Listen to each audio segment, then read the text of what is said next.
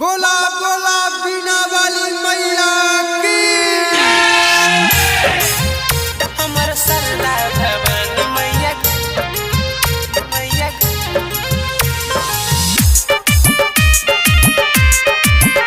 हमर सरला भवानी मैया घर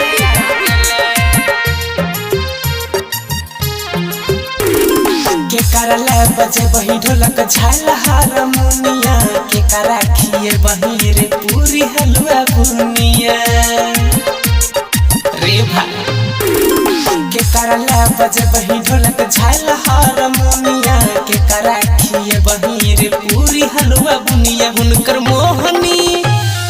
मोहनी मूर्तिया देखला साल भ गेले हुनकर मोहनी मूर्तिया देखला साल भ गेले हमर सरदा भवानी हमारा घर आई गेले हमर सरदा भवानी मैया घर आई गेले बुझली हमर सरदा भवानी मैया घर आई गेले बोला बोला बीना वाली मैया की। भैया हो बीना वाली छठी बारा रे दयालु दर्शन पावे खातिर भली आई है हर दर्शन पावे खातिर भली आई है बीना वाली छठी बारा रे दयालु दर्शन पावे खातिर भली आई है हर किया तू हमरा से मजाक करे छे सच बोले चुप किया डीजे करे छे सुन के खबर खुशी से मन हुलार भ गेले सुन के खबर खुशी से मन हुलार भ गेले हमर सरदा भवानी हमरा घर आई गेले हमर सरदा भवानी मैया घर आई गेले हमर सरदा भवानी मैया घर आई गेले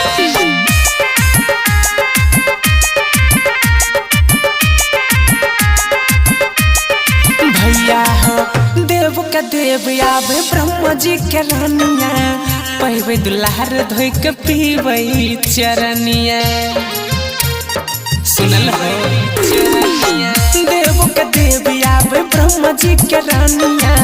पहवे दुल्हार धोई के पीबै चरनिया सुबोध रोशन पूजा करली है रे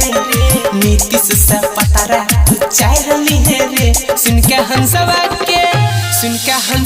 के बोली रुआ खार भ गेले सुन के हंसवा के बोली रुआ खार भ गेले हमर सरदा भवानी हमारा घर आई गेले हमर सरदा भवानी मैया घर आई गेले